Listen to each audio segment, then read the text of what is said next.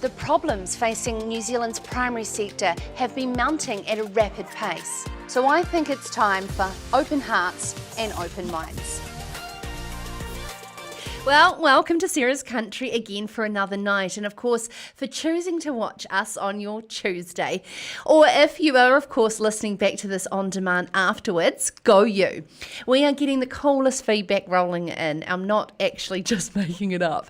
My favourite actually today came from a young shepherd that said, you know, how great it is that we've got rural TV in prime time after the news for free. So thank you very much for taking the time to watch us here on Sarah's Country from wherever you are, of course, around the world.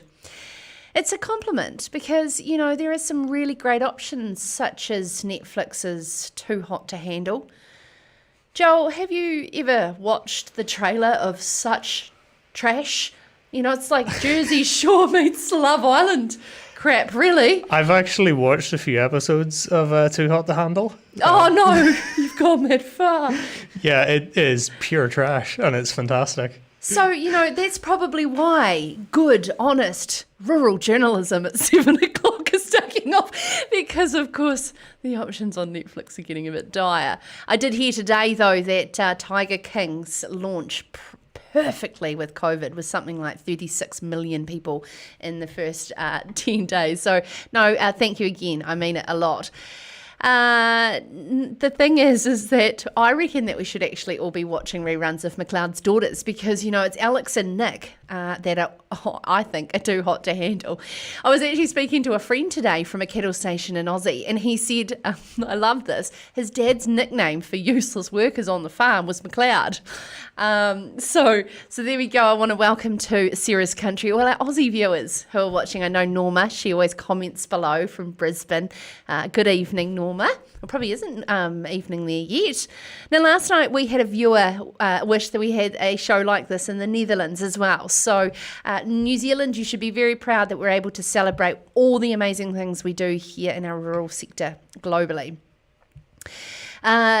Now, I want to, of course, explain to the people that have just joined us on Sarah's Country and haven't watched before, that this show is not about me, even though, of course, my name is in the title, but this is about you, our guests, you know, and asking the questions of our guests. So send them in advance so I can actually get a chance to see them, but I do see them live under the Facebook live feed on Farmers Weekly's Facebook, as well as, of course, mine, Sarah Perriam, as well, and I want to be able to of course get them out to you.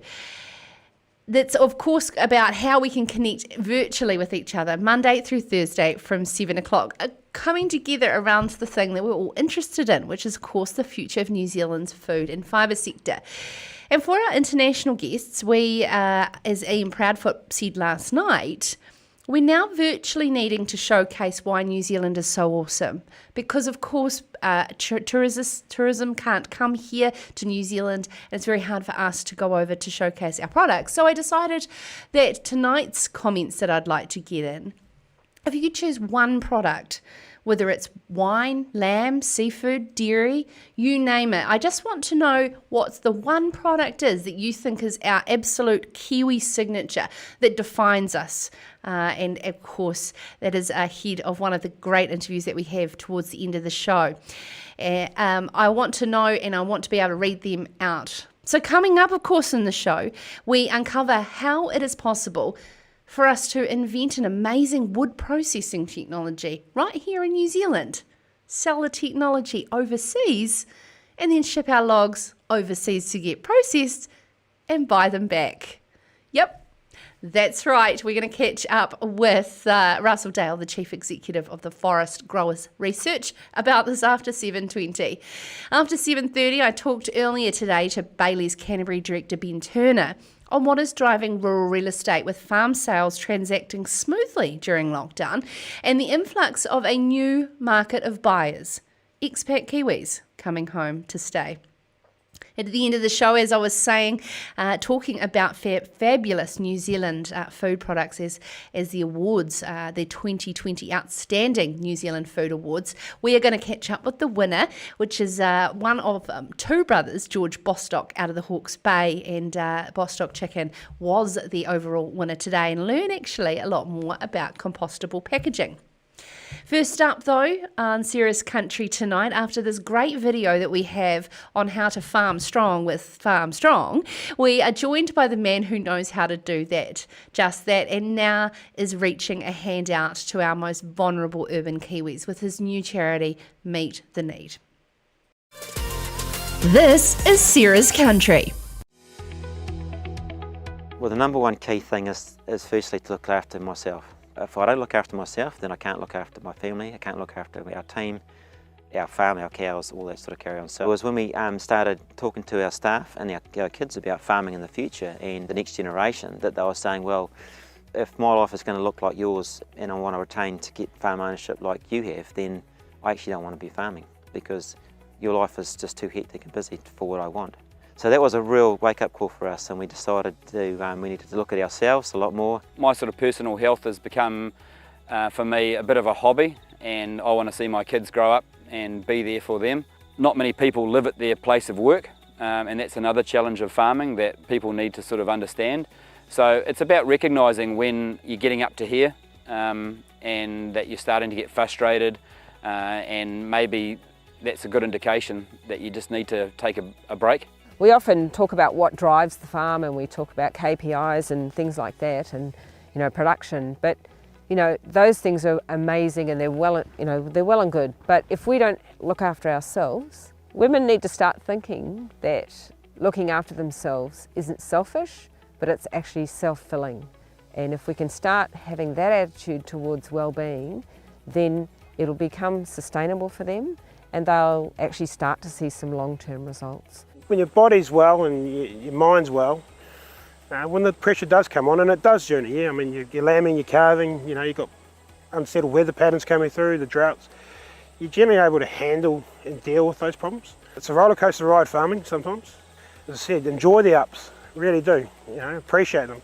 And then when it's down, look into your toolbox and see what's there to help you deal with it.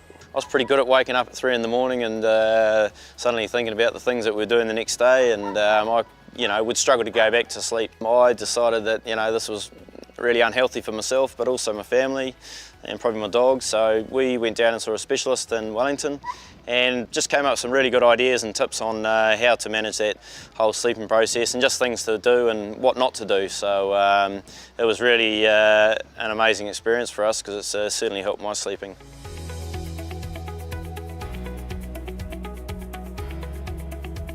I'm just going to shut that dog up, is that right?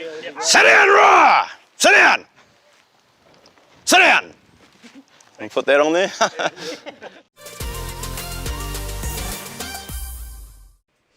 Now, of course, I called for some comments in the comments below tonight. What is the one product that defines us, do you think, as New Zealand? We export some fabulous products, and I think our food is only getting more and more innovative. I have here, Rachel said wine. Rachel, what type of wine? I'd like to know. I'm a bit of a Hawke's Bay Shardy girl. And Tony Farmer, one of our regular watchers, has got her mother Jill on watching Sarah's Country tonight. So fantastic. That's excellent. We've got a real record soaring there away. I can see the eyeballs watching right now. Now, in the midst of prosperity in our country's produce being sold at a premium to our discerning export markets, there is poverty amongst this prosperity. It has always felt not quite right that we as a farming community feed so many millions overseas, yet there's still so many hungry in our country. Did you know there's around 682,000 people in poverty in this country, or 1 in 7 households? Of course, 220,000 of them are children, not something we should be proud of as a country. So when my old mate Wayne Langford proudly told me a couple of months back about the charity he was building in the background with fellow farmer Siobhan O'Malley, I was so proud that this was coming from a farmer-led group passionate to look after our most vulnerable. And Wayne joins me now from the comfort of his Golden Bay dairy farm. Welcome to Sarah's Country, Wayne. Yeah, pleasure to be here. Thank you for being an avid watcher of Sarah's Country. I know. Love giving you a little shout out. Yeah, thanks very much. Now, we obviously saw last night YOLO Farmer has been taking over your life for so long. Are you just mad? Like, do you not have enough things to do being a dairy farmer? Oh, no, we do, but it's still pretty important every day to make sure you look after yourself, and it's pretty easy to look after your business and your farm, but you got to look after yourself as well. So we've just carried that on and we're really enjoying it still, so we'll keep going for a while longer. Cool. So just for those who oh, sorry, we're getting a bit of feedback there.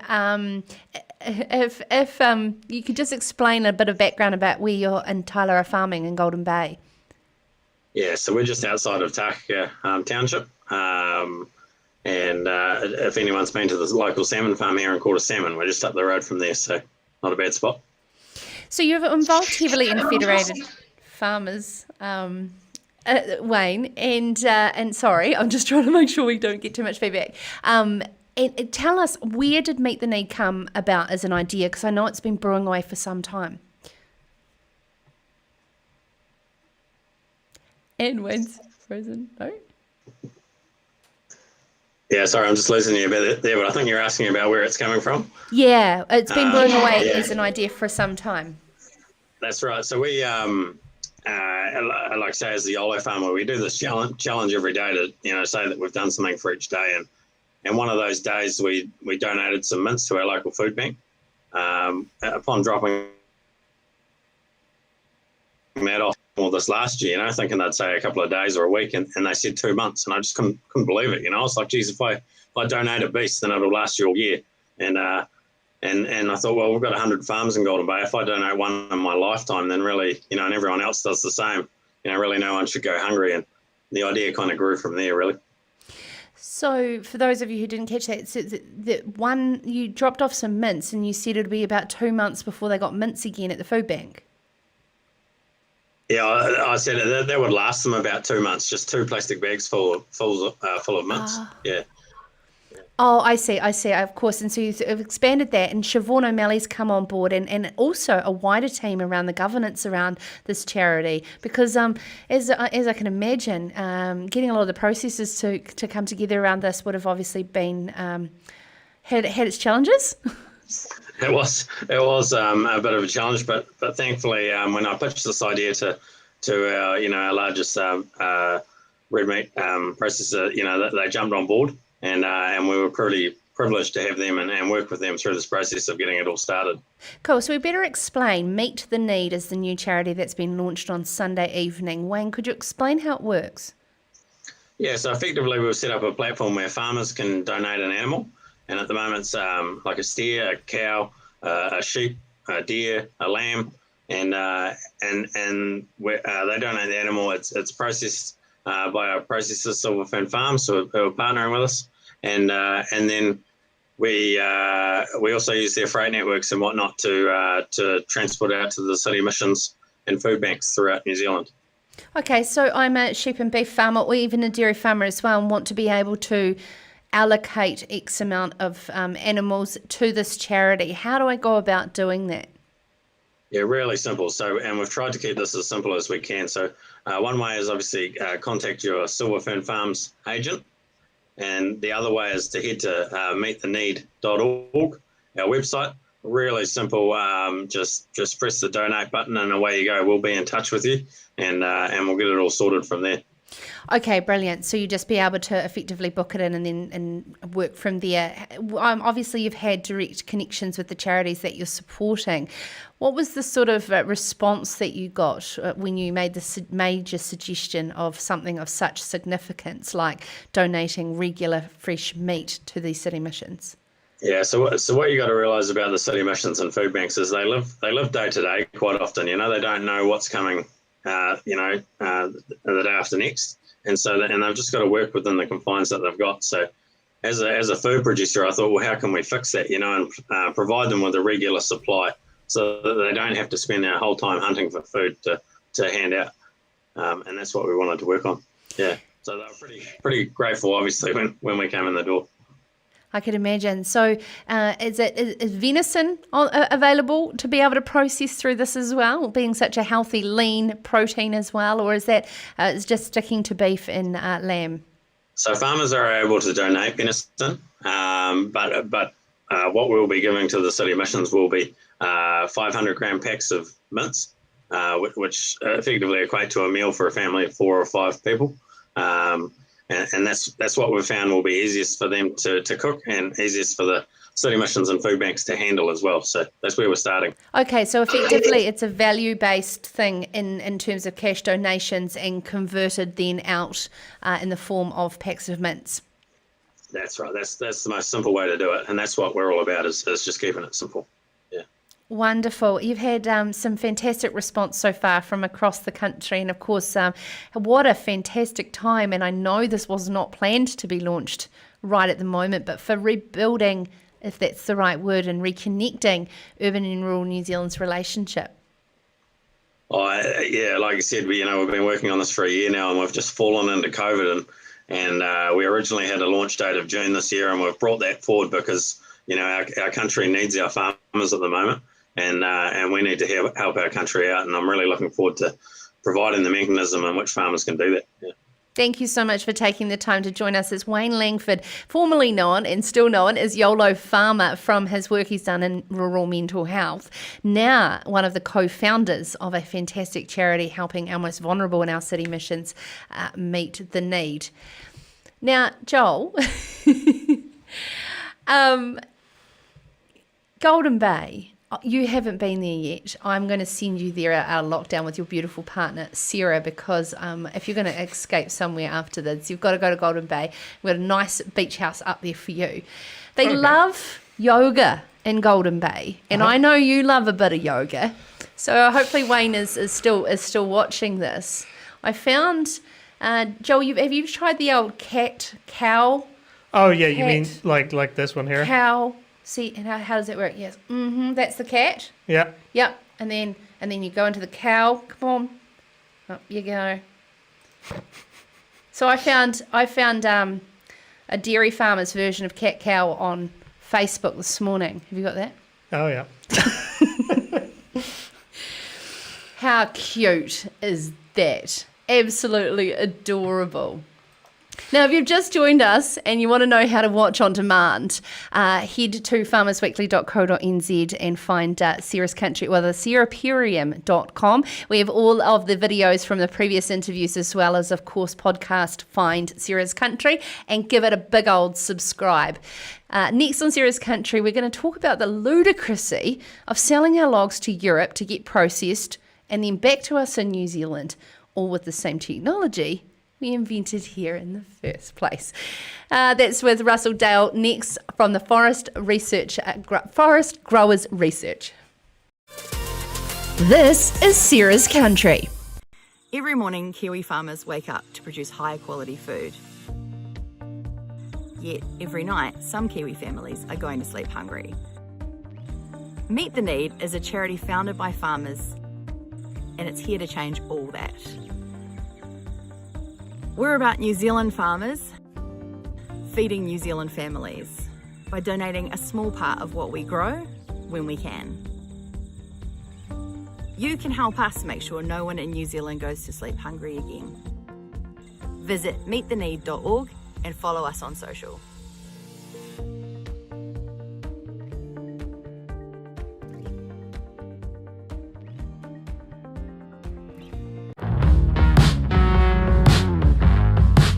Even when everything changes, some things will always stay the same. The cows still need milking, the economy still needs dairy, and dairy farmers will always have what it takes. Whatever you need to keep milking, our job during the lockdown is to get it to you, because we know what it takes.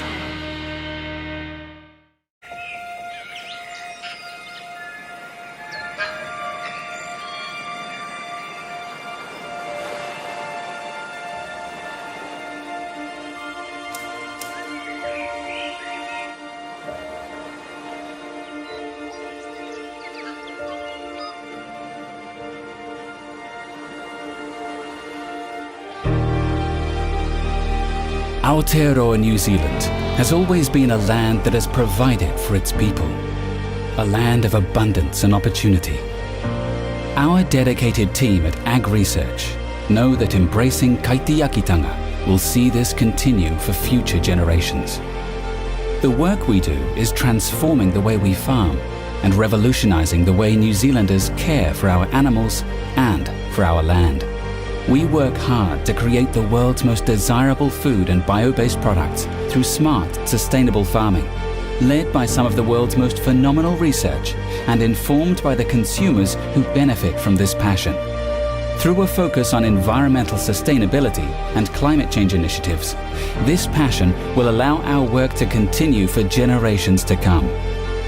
Our proficiencies in research run wide, from seeds to pest control, high-value food production to practical farming systems and quality assurance. From the smallest rural land use project to international research programs, our science and technology innovations drive the prosperity of our precious agricultural sector. It's through this research that New Zealand retains its position as a scientifically advanced global agricultural leader. Our commitment to the growth of our wider New Zealand economy, its people, and the kaitiakitanga of Aotearoa is at the very heart of every scientific innovation and creation we deliver. Ag Research, firmly grounded in this land, these waters, looking to what's in the stars and the future. Ata matai, matai whetu.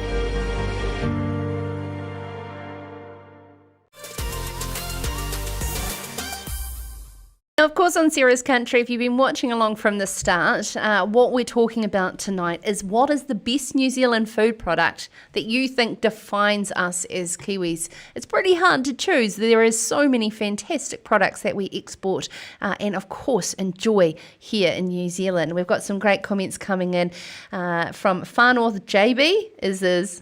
There's your name on Facebook. I'm a dairy farmer and so slightly biased dairy. I absolutely love the industry and the way of life. Fantastic. Thank you so much for sharing that. And Rachel, thank you for clarifying. Otago Pinot, of course, matches beautifully with your venison. So send a comment in below. What is the best New Zealand food item or beverage you think best defines us as New Zealand? We are celebrating that for two reasons. We have an influx of overseas watchers here at Sarah's Country, as well as next up after our guest coming now, we will be talking about to our most 2020 Outstanding New Zealand Food Producer Award announced today. Now, my favourite thing I think defines New Zealand that I'd cook for an international guest would be a good merino roast. Joel, have you been able to have a roast, get your hands on one? I need Bobby to send up some more meat, actually, from his butchery for you to try out a good merino roast. I mean, I haven't had a proper merino roast, but I've had some good roast since I got here, yeah. But I mean, that's not foreign to you being Irish. No, we love a good roast every Sunday. With some good potatoes. Of course, yeah, there's the accent. I shouldn't try. The technology developed by the New Zealand forestry sector more than 20 years ago is now used overseas, could still offer some value add options for Kiwi foresters today. Richard Rennie spoke in this week's Farmers Weekly to Russell Dale in the New Thinking section on how acetylizing, I've got to check in with, I think I've pronounced that wrong, wood processing technology can turn pine into a high value building product. Evening, Russell. Sorry, I did pronounce that wrong. Good evening, Sarah. Yeah, acetylation. Acetylation. Typical name? Yes. Acetylation. Before we talk about the acetylation technology we've developed here in New Zealand and then since has been used around the world, what is your favourite food product that you think defines us as Kiwis?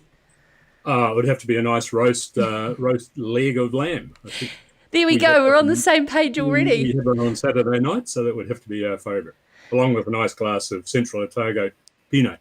You're winning my heart, Russell. Stop it. Russell, let's talk about the wood processing technology. What does it involve? And tell us about how it evolved the invention here in New Zealand. Well, the process is called acetylation, and it involves replacing the moisture, the water inside the wood cells with a compound called acetic anhydride, which basically is forced into the wood, and it replaces the water, and it repels water getting into the timber, and that's how it gives it the durability and durability and stability, improved durability and stability that you would not normally have with radiated pine. The technology has been around. It's been around quite a long time. There were some changes or modifications made to the technology by our Forest Research Institute, probably about 20 years ago, and then that was picked up by an overseas company. But they also did a large amount of research to take it to a commercial product. So it wasn't all entirely invented here, I suppose, but there were some important tweaks to the technology made here that enabled a firm over in Europe to commercialise the technology. We'll get into, obviously, your thoughts around improving the commercialisation of our value add to our log products shortly. But so could you just talk us through the process and the value chain of a New Zealand pine felled, sawn, dried and shipped to Europe, leaving our shores at X tonne and returning to our shores at X worth a tonne? Could you explain that? Okay, I did notice in the flyer for your program that you talked about logs going to Europe. Well, we don't actually send logs to Europe for treatment. So the process is that the forest owner prunes his trees, usually when they're between ages 7 to 8 to 9, and then radiata is typically clear felled at around age 25, and then the prune logs, the most valuable part of the tree, are then sawn and processed in New Zealand into clear boards, and then those clear boards are dried and they're exported, taken up to Europe, where they're treated in a factory in Holland, and then the finished product then comes back to New Zealand. So in terms of value, the prune log is sold by the forest owner for about $180 a cubic metre or a tonne. It's then sawn and processed in New Zealand and dried, and the value of those clear boards is then normally around about $1,000. And then when it comes back and is sold here, it's selling at the highest price that we've paid for products like Quila for decking, where it's selling for probably around $3,500 to $4,000 a cubic metre. So in the long run, into the future for our value-added forestry, what do you believe we can do to ensure that technology like this doesn't leave our shores as we go into the future, and we can actually start to protect this value chain that has evolved? Well, we would, we all, as forest owners and forest growers, we really would like to see more value-add processing in New Zealand. The reality is we are a small country, and much of our production from here is exported. And so if we do process here, then we do have to export into international markets. A lot of the countries that export product back here have a large domestic market, and it's always easier to export into world markets if you have a solid and large domestic market to work off.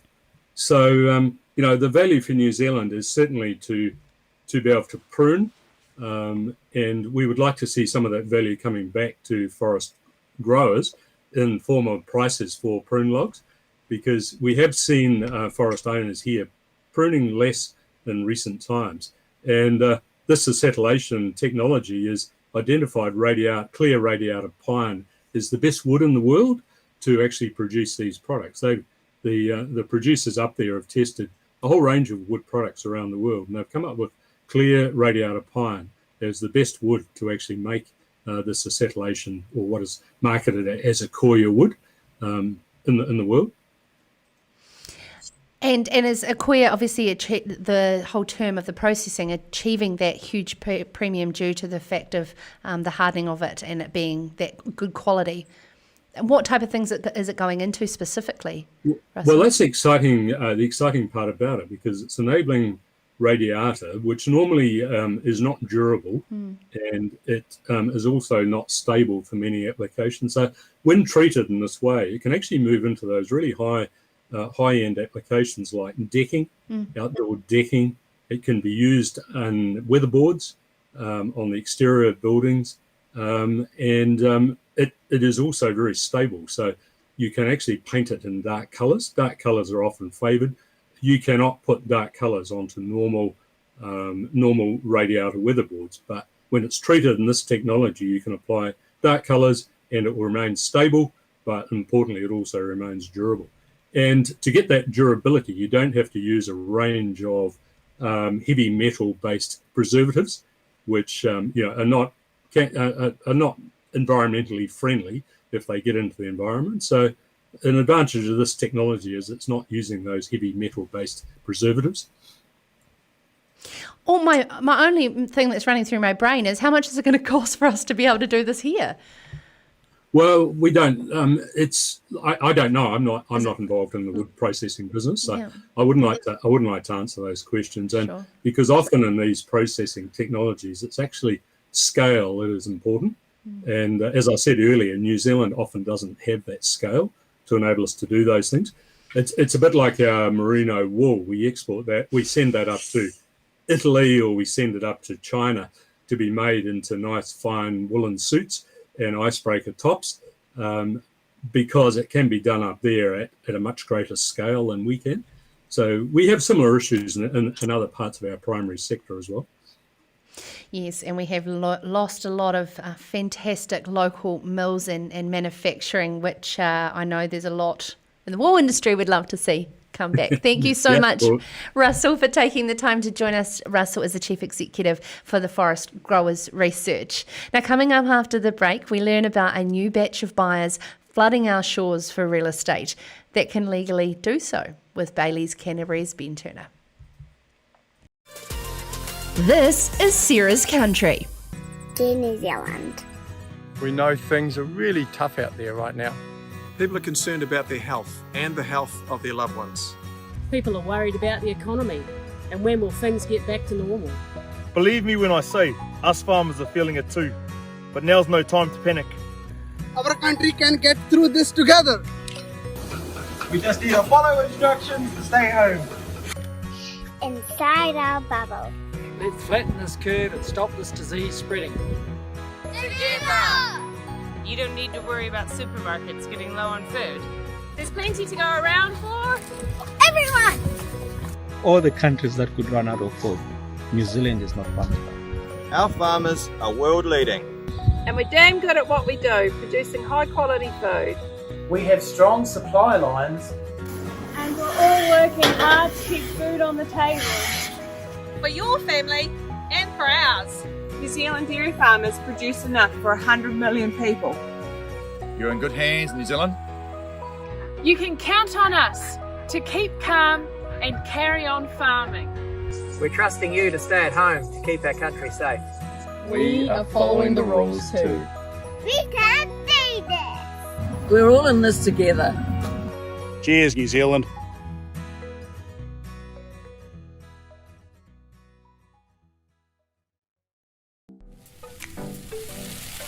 Delicious. Ever wondered where it starts? Does it start with care? Respect. Fresh grass, 365 days a year.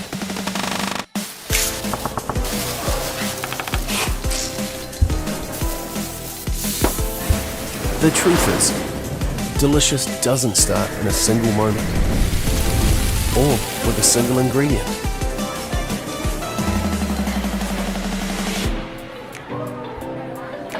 Delicious starts here.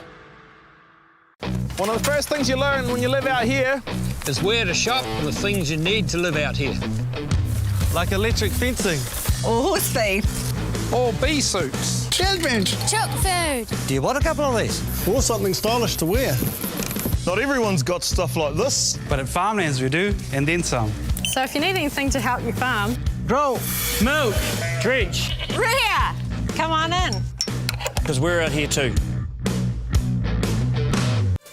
Well, no doubtedly, the last month has been, of course, unprecedented for New Zealand, as well as, of course, New Zealand's businesses. And one that certainly hasn't ducked out of that is, of course, the real estate industry, being unable to show people property. However, I'm assured by our next guest that it has been business as usual to a point in terms of rural and lifestyle transactions across the country, and in particular in my backyard here in Canterbury. Excited to be joined now by Ben Turner from Bayleys Canterbury. Now, Ben, what's that on your face? You joined this trend. I was just testing to see. I've had to put a rinse through it like I have to do through my hair every second day. So it's actually a pain in the ass, and I'll be looking forward to getting rid of it soon. So, yeah. Oh, no, I'm sure that there's a few hairy faces across your rural team, Ben, at Bayleys. How's everybody in your team, and in particular the wider Bayleys Canterbury team, been over lockdown and keeping them busy? Oh, the team's in great shape, actually. All, as you say, yeah, rather hairy, but well, I can't speak for all because we've got some great female members of the rural team. But look, the team's been keeping busy. We've had sales right across the board from North Canterbury, Mid Canterbury, and South Canterbury, and a number of those sales have been deadlines that we're halfway through. Or predominantly at the end prior to lockdown, and they've gone ahead and had multiple offers on them and been negotiated out. And interestingly, in most cases with unconditional offers. So the guys have been very structured from the first week in lockdown at looking at ensuring that those contracts and the deadlines they had in place continued on, and we did the best job possible for the vendors and achieved what they wanted to achieve. And then it was also at that point ensuring that any settlements coming up for the next couple of months that we were on the ball early and making sure that those can happen, or they're pushed out in line with the level lockdown restrictions. So the guys have had a lot of structure to their week. We've had national training sessions every day, national catch-ups from our rural team right around New Zealand, and then our local catch-ups 3 days a week. So they've got some real structure in their weeks, and they've been on the phones and talking to people and making sure that we're ready to hit the ground running when we can get back out and about. So and find that property for me too. Of course, as well, Ben, that I know you've been working hard. Terrible buyer to deal with, I know. Hey, but what I want to know of in terms of buyers, though, what is the makeup of who is still very interested in rural specifically as opposed to lifestyle? Are we going to see this time being a lot of corporate buyers buying up neighbours? What type of people are making up those buyers? Particularly from a dairy front, we noticed in the last couple of weeks that a number of those buyers, which we've been dealing with to a certain extent for the last 2 years anyway, but this has really reinforced it, that those buyers are wanting to understand return on investment and understand how that operates and how they can operate with either an equity manager or a share milker. So I think that we're seeing some investors that would normally look at commercial property or have large commercial holdings are looking to diversify into the agri sector, which is interesting, and a number of inquiries out of the North Island for a lot of our grazing blocks down here. So we're going to be restricted as to them viewing the properties in the shorter term, but nonetheless, it's good to see inquiry coming in from around the nation. I know that you deal a lot with huge due diligence in these farms to be able to obviously work out that they're going to be good cash flow returns. It's not about capital gains anymore. With the changing goalpost that is some of our reforms and before government at the moment, especially essential fresh water, how are those transactions getting on with a lot of law firms sort of shutting down over this time too? And councils as well. I guess probably more from a council point of view. In some respects, pretty much all of our rural listings, we've pre-ordered LIM reports and things prior to going into lockdown. But we've found, particularly on the rural front, the lawyers that we're dealing with are still operating, and in fact are flat out. I was just talking to a rural banker before I got online with you, Sarah, and those guys are busy. I think we've found in the rural sector, those guys are full steam ahead. We have had a couple of smaller holdings that went under contract just after lockdown, and they have now confirmed and gone unconditional. So that's the the lawyers have done their thing. Accountants will have an involvement in there as well with those purchases, and bankers, of course, getting finance across the line has not been simple, but those guys are working damn hard to work within some pretty short time frames still with those contracts. So no, it's certainly been definitely not business as usual, but business has still been happening, and guys have actually pulled out all the stops to get some of these deals across the line. So I think, like a lot of us, even though we can't go anywhere at the weekends, it's where you all look forward to Friday night rolling around. We can get our heads out of our little offices and cubby holes for the weekend and clear the head, ready to go again for the week ahead. So, of course, my audience, I know, will be wanting to know, what does level 3 look like for real estate? But at this point, Sarah, we know we can go ahead with inspections. That's the big game changer for us. Obviously, we'll still be operating with possibly a skeleton staff in some of our offices, but where we can operate from home, we will still continue with that. But it just means we can go about in a safe manner now getting people inspecting properties, which will be individual inspections, and obviously there'll be some strict protocols around that. But that's where everyone's itching to get out. And I think, the wider public, and that's what I was talking about before with that inquiry that's coming through now, they are really enthused about wanting to get out and get their feet on the ground. A lot of them have done their homework and actually engaged and spent money with solicitors and professionals. So they've got their due diligence in line and ready to go and just want to get their feet on the ground to have their final sign-off before they go ahead and draft a contract. So that's going to mean we can get back out and get operating, and it's also going to mean people can get on with their lives and settle and go into their next phase of their lives. And it's about getting people into homes and on farms and continuing with their business, because from an agricultural point of view, it's business carries on, as you know. Yeah, absolutely. Totally. Well, thanks very much for conditioning me, Ben, to the fact that I'm going to have a lot of competition now after lockdown for that ultimate Canterbury lifestyle block. But no, thank you so much for your time. That's Ben Turner, Director here at Bayleys Canterbury, and a great update on what's happening in the rural and lifestyle market here tonight on Sarah's Country. So that was, of course, Ben Turner earlier today from Bayleys in Canterbury. Couldn't talk to me live. Busy man, those agents. You know what that's like at night on the phone. Now, I just wanted to point out a really cool feature. If you haven't picked up your Farmers Weekly for a while, this Ag and Ed space here. So what basically, for all the kids in lockdown, there's some super cool things, from scavenger hunts to word quizzes and things that you can do throughout the paper. And I really particularly like this gorgeous photo of young Archie. You probably can't see. You'll have to get your Farmers Weekly out there grubbing thistles at Blueskin Bay in Otago. Tell you what, that was my naughty little girl's job that my father used to get me to do, grub thistles. But I tell you what, it's pretty good for the mental health. But I really like how challenging some of these things in Ag and Ed are. Writing a response to an opinion section in the Farmers Weekly. I'm sure a lot of adults would like to do that. I'm sure there's a few that would like to probably write back to some of Stephen Wynne Harris's opinion pieces. Bless his cotton socks. Now, talking about that, I've got some fantastic people that keep me informed on what's happening in the big wide world out there whilst I'm live here with you. And of course, on 7 Sharp is on at the same time. Going up head to head with Hilary Barry is really hard on building audience ratings, but we are trying. Funny man Rhys Darby, he's apparently started his own web series in his lockdown called The Alone Rangers, where he is a New Zealand park ranger by the name of Bill Napier. And guess what? He wants to have a go at being a chat show host to the rural community. Rhys, I say it's on, but I could not actually compete with Rhys.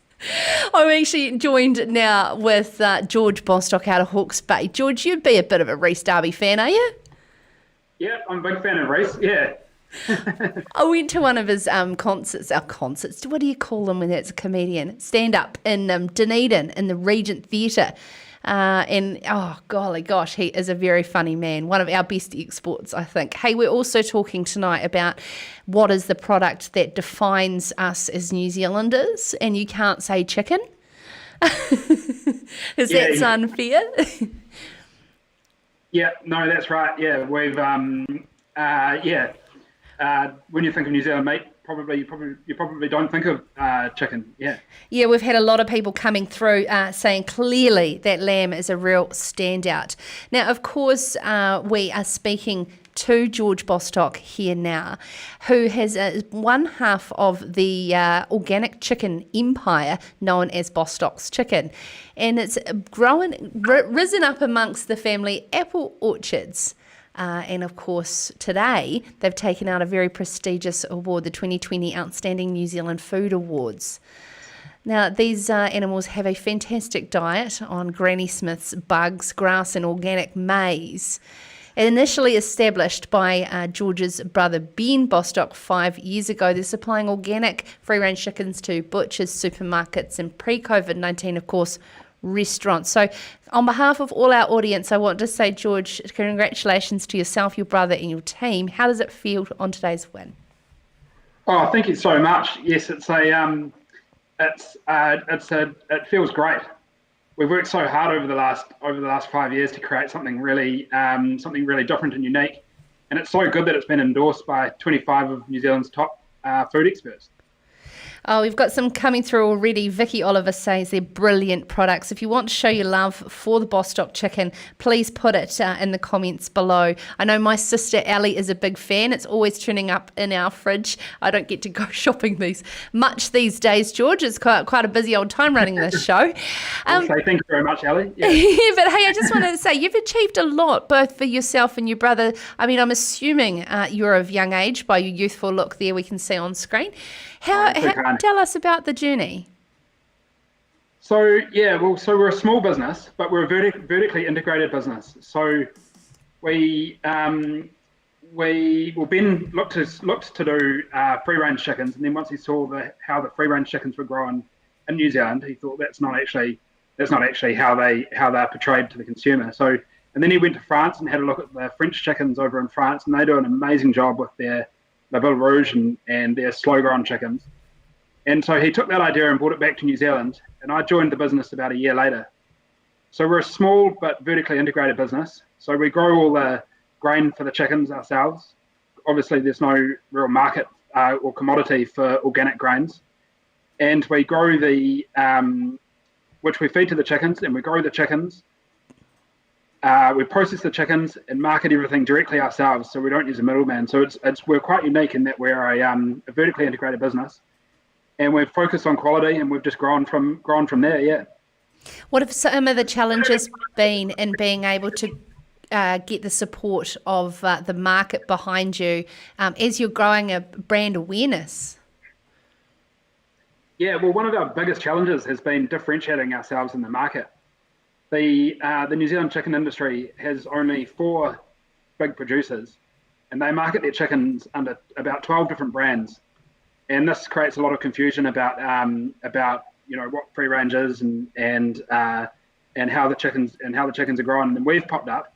We're marketing our chickens as the real deal free range, and I suppose standing out from the pseudo free range that's the standard has been the real challenge. And I think as time's gone by and we've shown our chicken farm and that's what's really given us the cut for it. And awards like this have been amazing.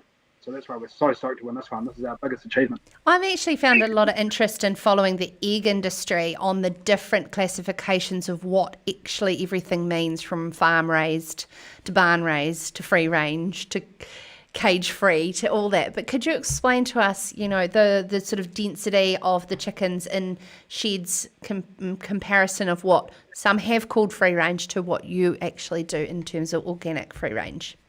Yes, so we follow the organic standard, and that's very, very strict, and that has very definite, definite rules on how many chickens we're allowed inside the chalet, the huge area that the chickens have to roam in. They have to roam under trees and cover. Whereas conventional free range, there is no regulation at all to be able to claim free range. All that you have to do is satisfy any Fair Trading Act query that you have, in fact, any area that the chickens can roam outside. So a conventional free range chicken and a non-free range chicken are grown in exactly the same size sheds, and the only difference is that sometimes have a pop hole every 50 metres or whatever down the shed where a chicken could go outside with a small outside area, and that's enough for these big companies to be able to claim free range. And they grow these chickens really, really fast, probably twice as fast as our chickens. So what's the sort of average time frame between, to slaughter of a conventional compared to yours in terms of the term you use is slow raised? Yes. So I think the conventional chickens do their first cut through the shed within as soon as 28 days. Whereas our chickens, we aim for about 8 weeks. And that's by growing the chickens. We grow the chickens slower, so we feed them a lower protein diet and grow them at their more natural rate. And this gives the meat a lot more time to form. And it also gives the chickens a longer, happier life, which is also a great story. I am looking forward to having my own chicken chalet soon. I'm just wondering about the particular breed, if there's anything specific that you've chosen to use. You said your brother went over to France. Yes. Well, at the moment in New Zealand, we can only get one breed, so our chickens are the same breed. Okay. And they're it's called the Cobb breed, and it's supplied to us from a hatchery in Huntley. But we do have ambitions one day to grow a slow growing, an all entirely new breed, which will be a slow growing breed. Yeah. And of course, very interesting about the fact that they roam around the apple orchard, Bostock. So of course, the name associated heavily with apples in Hawke's Bay. Does a Granny Smith make difference to taste? So the taste of the chickens? Yes. We've tried. Well, the chickens that happen to be around when the Granny Smiths are falling, they do peck at them and eat them, and they eat the bugs and the grass that are around. But we also feed them the organic grains and stuff. So I don't quite know if they're eating quite enough Granny Smiths to be able that we can quite be able to claim it as a Granny Smith chicken. So that would be great. Hey, no, I asked that. It might seem like a very silly blonde question, but it's not. I had someone said they wanted to do a trial on lamb grazed on mint, just to see if we had a difference in taste there, George. But no, of course, it's a fantastic biodiversity story. And your father, John, has been heavily involved in the Hawke's Bay GE free movement that has seen Hawke's Bay become accredited. How much do you think, I'm speaking now probably at a macro level, and you're so in touch with your market, do we need to really listen to what the consumer wants over what we deem as our ideal farming practices? Yes, well, without being too divisive, I think it's a really unique position that New Zealand is in, and there is a huge market out there for GE-free products. New Zealand is in such a unique position to be able to fill that demand that I think it is definitely a good. We shouldn't jump on the GE wagon without really carefully looking at it, because it's a truly remarkable monopoly that New Zealand as a whole has. I just see here from the today's announcement that we're talking to George Bostock, if you've just joined us, from Bostock Chicken, who's taken out the winning prize in the Outstanding New Zealand Food Awards. Fern Glen Farms is in there for their People's Choice of Pure Sheep Milk. And again, another young, inspiring person coming through. George, what would be your parting advice to people, I'm assuming in their 20s, that want to just have a go and get amongst this value-added products and getting people behind you to support you on your business journey? Just my advice would be go for it, and just do it the way that you think it should be done. You don't necessarily have to listen to the norm. Great advice. Great advice and a great way to be able to end tonight's show. That has been George Bostock joining us out of Hawke's Bay. Thank you again, and congratulations on all of us watching from around the world, George. So expect those export orders to start rolling in for the Bostock Organic Chicken. That's all we've got time for tonight. You've been a fantastic audience. We have, of course, your mother's here, Joel. She's enjoying a lovely New Zealand wine. She sent me a photo the other day. It's Villa Maria, so I think we need to... Villa Maria's nice, but we'll have to send her some diversity. Okay. Some of Bob's wine. Oh, absolutely, yes, under a wee crate of that. And we've got Thomas here watching from the UK. He says, lamb and kiwi fruit is recognised as your main exports to us here. However, kiwi fruit is being swapped for imports from Asia. And the lamb is being challenged to support our domestic producers to reduce air miles on food, as we were talking in yesterday's program. The real fear we've got now is the protectionism rising in our global markets around buy local, and I'm hoping to get on the show in the next couple of days Charles Finney, one of the trade negotiators and experts that I regard very highly, are wanting to see how secure the CPTPP and our world trade obligations are to ensure that. Of course, Vicky says she loves the compostable packaging. Worm Farm deals well to the packaging. So congratulations again to George. Thank you so much to all the guests here on Sarah's Country. You know the drill if you've been watching. If you want to hear from any specific guests, or you want to join Sarah's Country yourself, make sure you drop me a line, sarah@sarahperriam.com. Of course, on demand, on podcast, first thing in the morning when you get up. So good night, go well, and if you are listening from the start, don't bother watching Too Hot to Handle. It's not good on the self-esteem. Just go and do the Agony Ed Farm search word puzzle in this week's Farmers Weekly instead. This is Sarah's Country.